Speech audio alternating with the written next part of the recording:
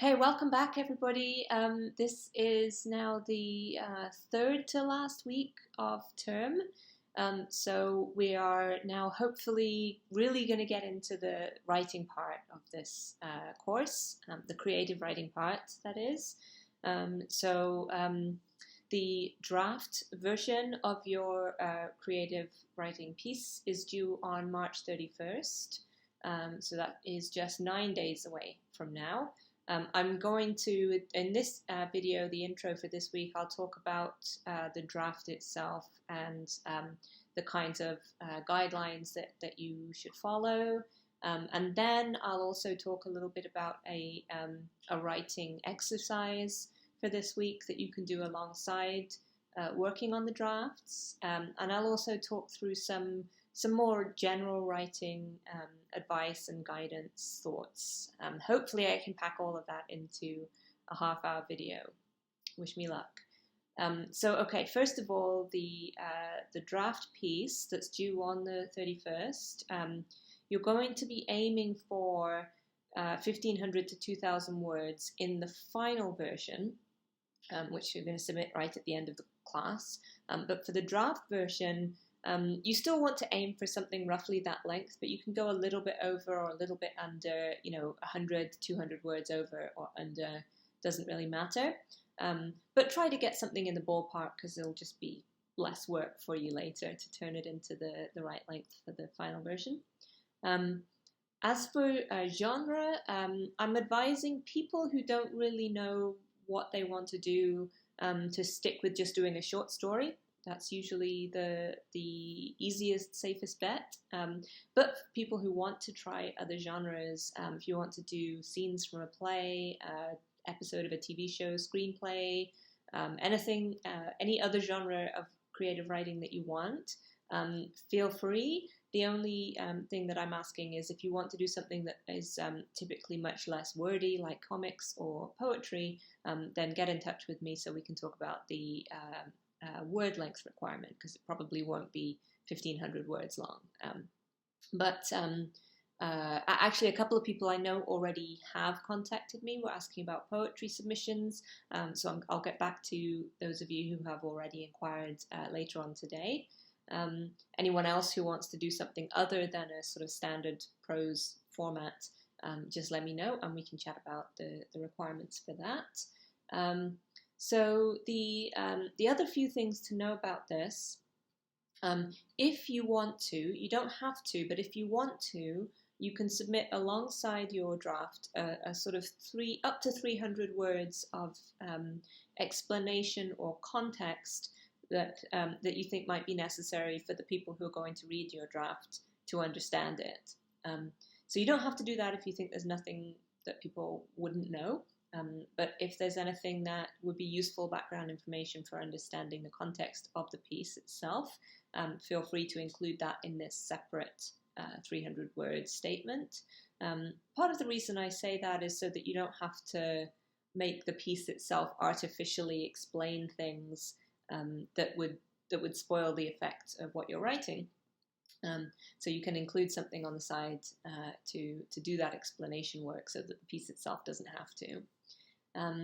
Grading for this part, for the final version, you're going to be graded on the creativity and compellingness of the writing, the quality of the philosophical content, so how thoughtful is the actual idea or ideas behind the piece, and then finally the amalgamation of those two things, so the success in using your chosen creative form to convey or express or develop philosophical ideas.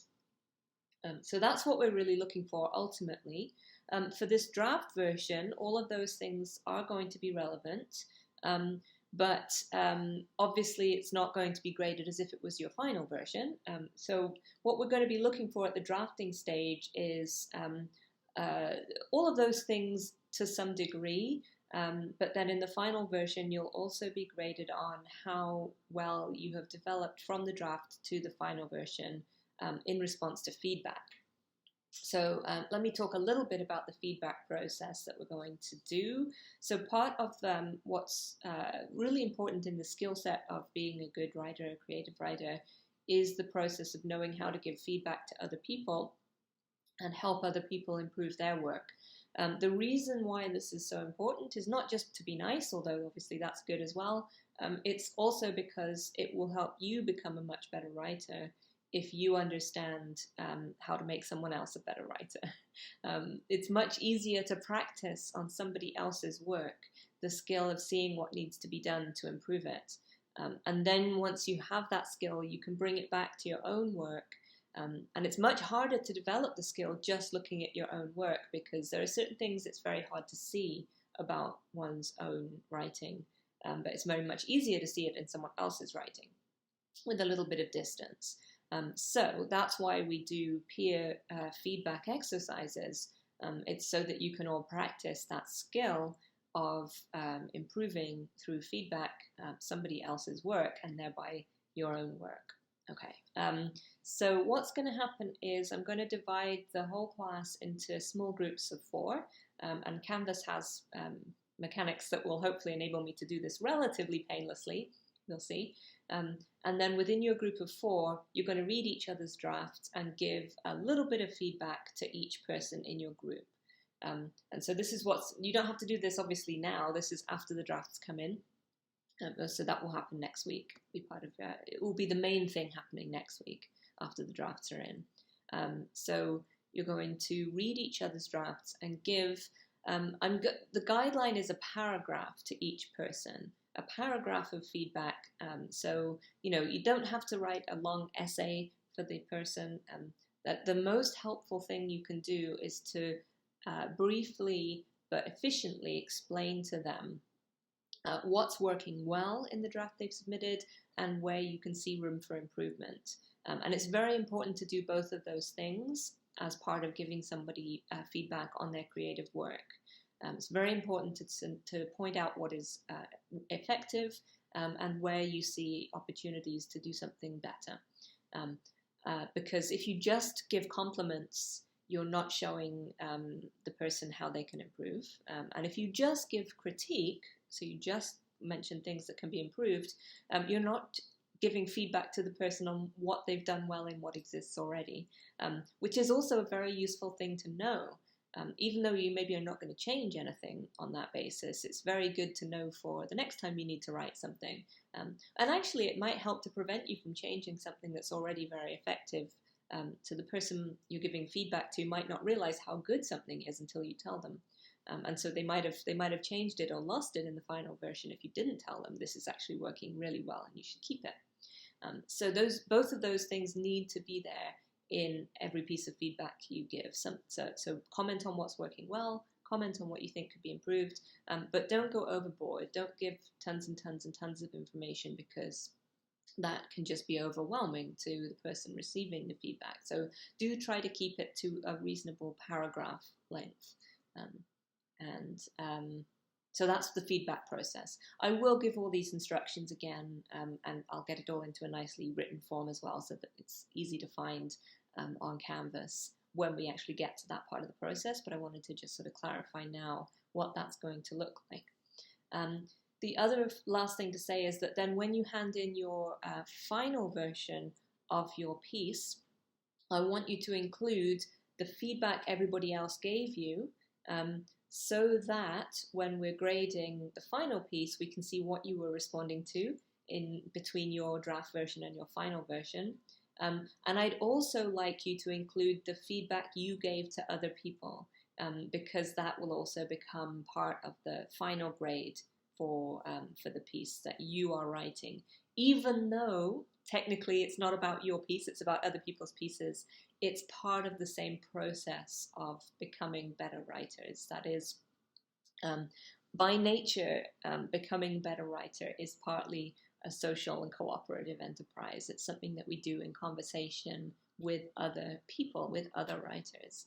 So when and again, I'll write this all down, so don't worry if you forget this, but just to give you a heads up, I'll ask you to submit your final piece with all the feedback that you received and all the feedback that you gave. in order for the final assessment of your work. Okay, so I hope that all makes sense.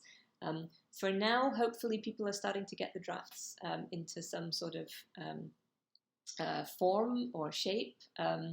And at this point in the process, what I'm going to do is give you a writing prompt or an exercise to do on the forum this week. It's a very short one, so it shouldn't take up lots and lots of your time, but it's going to be related to the two themes I'm going to talk about in the rest of this intro video. So let me get to those. So I'm going to talk about audience and who you're writing for in more detail than we've already discussed it.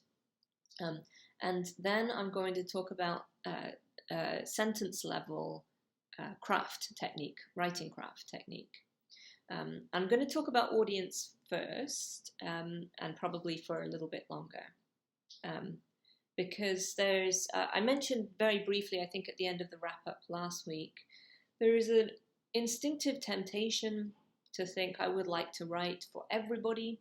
I would like everybody to read what I've written and feel like it speaks to them directly. And the risk in doing that or in thinking that way about our writing is that we may end up writing for no one, because nobody is the universal person. There's no such person as the reader. There's just readers. The reader, I often see people talk about, and I do it myself, the reader, but that's a mythical beast. That's a creature that doesn't exist. There's just real people, actual real people, and they have all kinds of different backgrounds, expectations, preferences. What they like is going to be different from each other. What they know already and what they don't know is going to be different from each other. And so if we tried to write into all of those preferences and expectations and knowledge sets, it's just an impossible task. You can't talk to everybody at once. And what will tend to happen is either the writing becomes very bland and contentless and voiceless because it doesn't have anything specific going on, and nobody really likes that. Or what can also happen is that we kind of imagine a specific reader or a stand-in for a specific reader, and we kind of treat their preferences as the universal preferences. And the risk in doing that is that we aren't necessarily aware of that process. So we may have internalized a certain conception of what readers want to read. And then we imagine a reader with those preferences, and we kind of write to that person. And, that might be okay, it might work, but there are some risks associated with doing that, at least with doing it in an unconsidered way.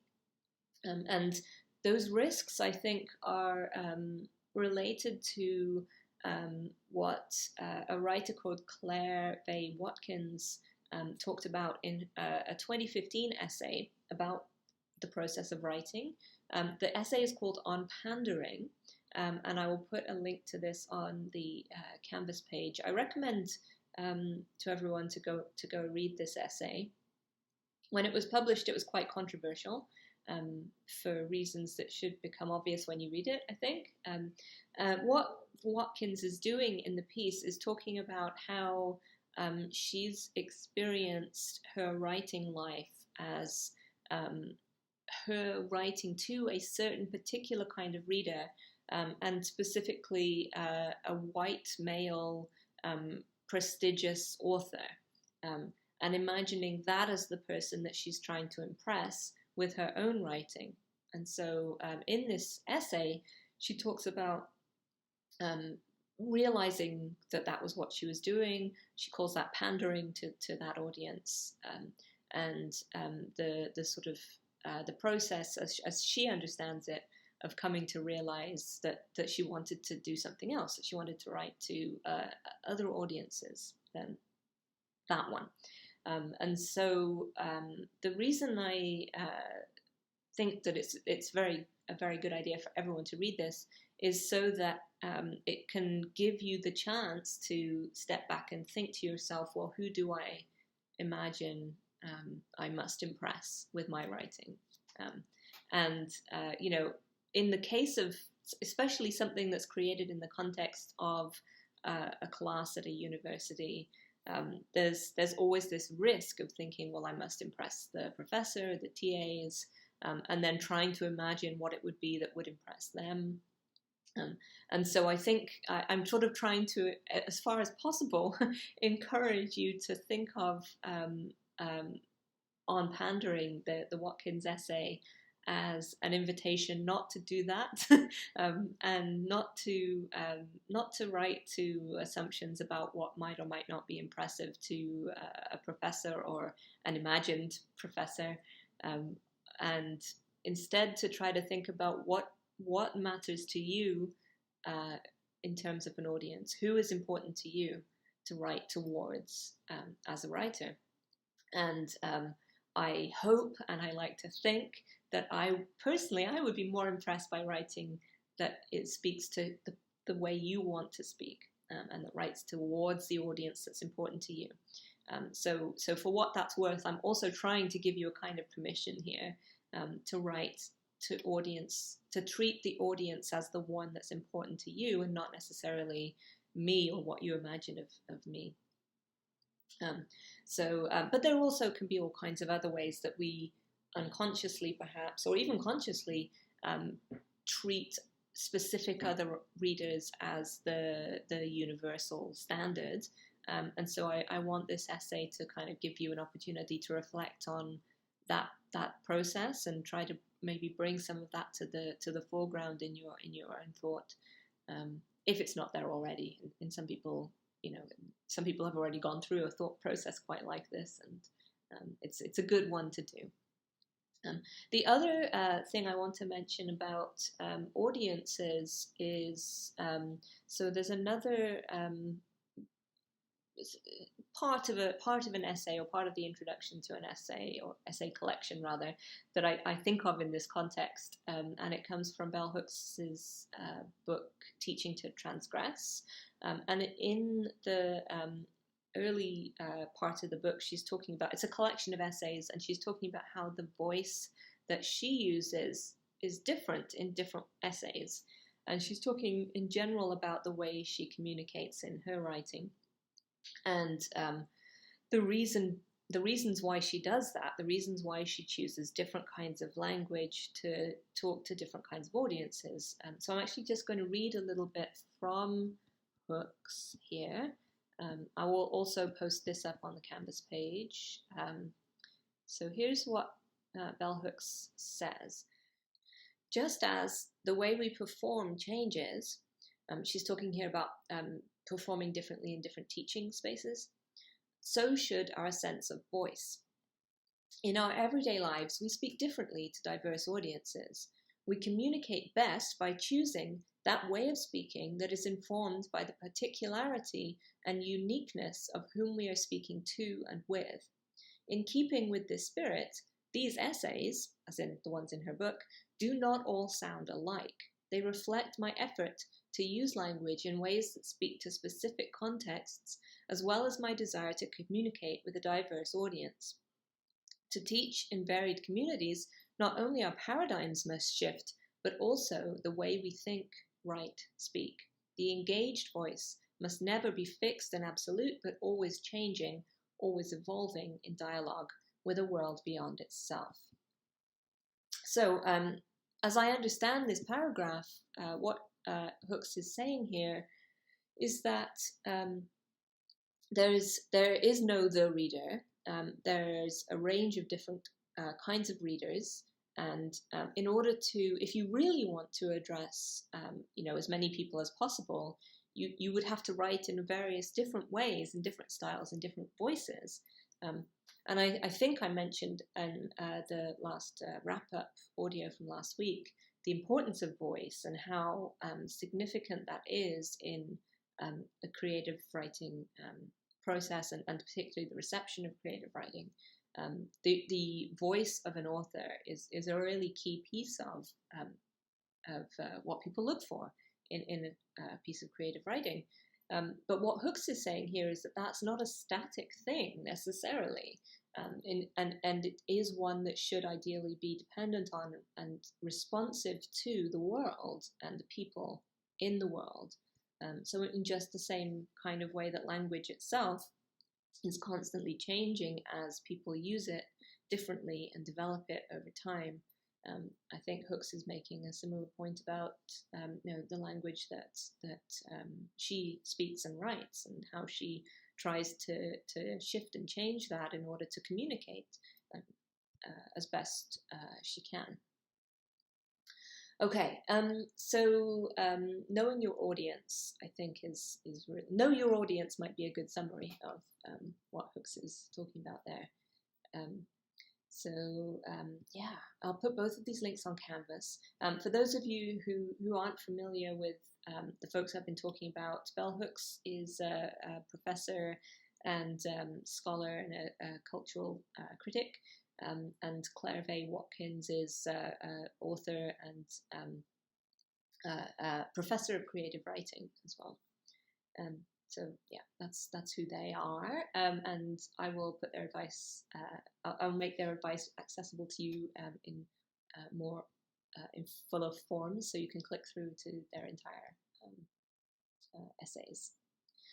Okay, so thinking then about your pieces.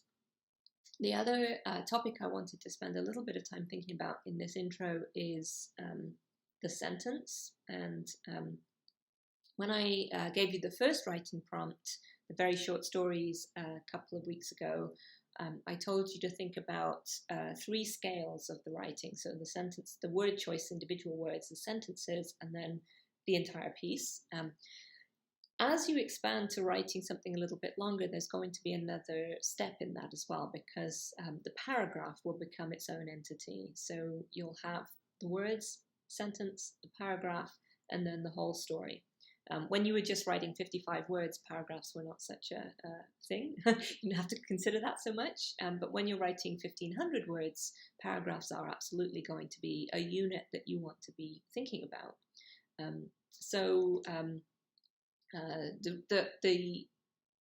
The reason I want to focus on sentences is just because when you're beginning a piece, it can be a bit daunting and overwhelming to try to think about every word individually.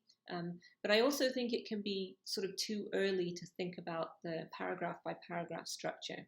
And the reason I say that is because paragraphs and the way that you'll divide a piece into paragraphs is going to depend a lot on what the whole piece is doing.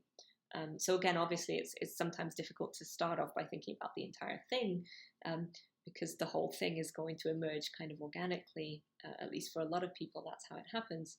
But the sentence and the paragraphs are going to follow the structure of the entire thing. But the sentence is kind of available and kind of, for a lot of people, inviting at the early stages of writing. So let's talk about sentences for a minute.